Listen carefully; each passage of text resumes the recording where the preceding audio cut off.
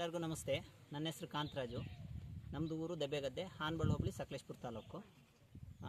ನಾವು ಈ ಸರಿ ಹೆಚ್ಚು ಕಮ್ಮಿ ಒಂದು 300 ಎಕರೆ ಗದ್ದೆ ನಾಟಿ ಮಾಡಿದ್ವಿ. ನಾವು ಮಿಷಿನ್ ನಾಟಿ ಅಂತಂದರೆ ಹೆಚ್ಚು ಕಮ್ಮಿ 15 ವರ್ಷದಿಂದ ನಾಟಿ ಮಾಡ್ತಾಯಿದ್ವಿ. ಮಿಷಿನ್ ಸ್ಟಾರ್ಟಿಂಗು ಬಂದಾಗಲಿಂದಲೂ ನಾವು ಸ್ಟಾರ್ಟಿಂಗಲ್ಲಿ ಧರ್ಮಸ್ಥಳ ಸಂಘದಿಂದ ತಗೊಂಡು ಅಲ್ಲಿಂದ ನಾಟಿ ಮಾಡಿಸ್ತಾಯಿದ್ವಿ. ಕಾಲಕ್ರಮೇಣ ಒಂದು ಸ್ವಲ್ಪ ಧರ್ಮಸ್ಥಳ ಸಂಘದ ಏನಾಯಿತು ಅಂದರೆ ಮಿಷಿನ್ನ ಅವೈಲೇಬಿಲಿಟಿ ಕಮ್ಮಿ ಇರೋದ್ರಿಂದ ನಮಗೊಂದು ಸ್ವಲ್ಪ ಸಮಸ್ಯೆ ಆಗ್ತಾಯಿತ್ತು. ಹಾಗಾಗಿ ನಾವೇ ಓನಾಗಿ ಮಿಷಿನ್ ತಗೊಂಡು ಮಾಡ್ಕೊಡ್ತಾಯಿದ್ದೀನಿ. ಕೆಲವೊಂದು ರೈತರಿಗೆಲ್ಲ ಮಾಡ್ಕೊಡ್ತಾಯಿದ್ದೀನಿ, ನಾವು ಮಾಡ್ತಾಯಿದ್ವಿ.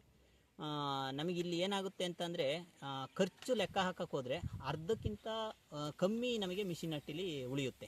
ಯಾಕೆ ಅಂತಂದರೆ ಸ್ಟಾರ್ಟಿಂಗು ನಾವು ಭತ್ತ ಹಾಕೋದ್ರಲ್ಲೇ 50ರಿಂದ 60 kg, 70 kg, 80 kg ಅಷ್ಟು ಕೈ ನಾಟಿ ಮಾಡೋದಾದರೆ ಬೇಕು.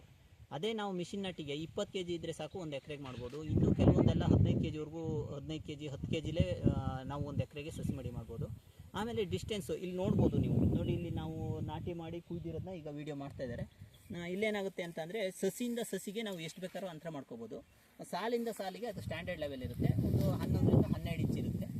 ಹಾಗಾಗಿ ನಮಗೆ ಗಾಳಿ ಆಡೋದಕ್ಕೆ ಮತ್ತು ಒಳಗಡೆ ತೆಂಡೆ ಹೊಡೆಯೋದಕ್ಕೆ ತುಂಬ ಚೆನ್ನಾಗಿರುತ್ತೆ, ಮತ್ತು ವೀಟ್ ಹೊಡೆಯೋದಕ್ಕೆ ಭಾರಿ ಅನುಕೂಲ ಇದೆ. ಆಮೇಲೆ ಇದರಲ್ಲಿ ನಾವು ಗದ್ದೆ ನಾಟಿ ಮಾಡ್ತೀವಿ ಅಂದರೆ ಜನಗಳ ಕೈಯಲ್ಲಿ ಸಸಿ ಕೀಳೋದಕ್ಕೆ ಎಕ್ಸ್ಟ್ರಾ ಸಂಬಳ ಕೊಡಬೇಕು, ಮತ್ತು ನಾಟಿ ಮಾಡೋಕ್ಕೆ ಎಕ್ಸ್ಟ್ರಾ ಸಂಬಳ ಕೊಡಬೇಕು. ಹೆಚ್ಚು ಕಮ್ಮಿ ಒಂದು 15ರಿಂದ 18 ಸಾವಿರದವರೆಗೂ ನಾಟಿ ಮಾಡೋಕ್ಕೆ ಒಂದು ಎಕರೆಗೆ ಖರ್ಚಾಗ್ಬಿಡುತ್ತೆ. ಅದೇ ನಿಮಗೆ ಮಿಷಿನ್ ನಟ್ಟಿಲಾದರೆ ಸಸಿ ಹಾಕಿರೋದ್ರಿಂದ ನಾಟಿ ಮಾಡೋರ್ಗೂ 9ರಿಂದ 10 ಸಾವಿರ ರೂಪಾಯಲ್ಲಿ ನಿಮಗೆ ಕೆಲಸ ಮುಗಿದೋಗುತ್ತೆ.